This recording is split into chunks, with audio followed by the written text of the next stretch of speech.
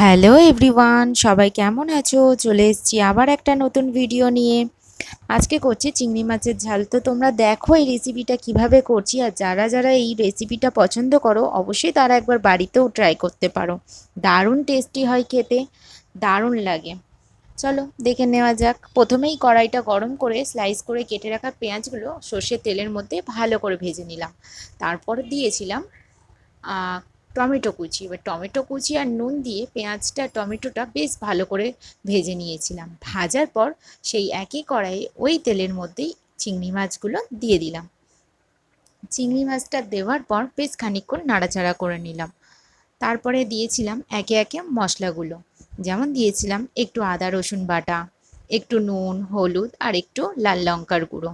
তো দেওয়ার পর বেশ খানিকক্ষণ থেকে এটা নাড়াচাড়া করে ঢাকা দিয়ে রেখেছিলাম। এক ফোঁটাও জল দিইনি। ঢাকা দেওয়ার পর এইটা যখন একদম শুকনো শুকনো হয়ে গেল, তো একদম ফ্রাই ফ্রাই মতন হয়ে গেল, ঠিক সেই সময় নামিয়ে নিয়েছিলাম। দারুণ টেস্টি হয়েছিল খেতে। যারা যারা চিংড়ি মাছ পছন্দ করো খুব তাড়াতাড়ি তারা এটা শুরু করে দাও রান্নাটা।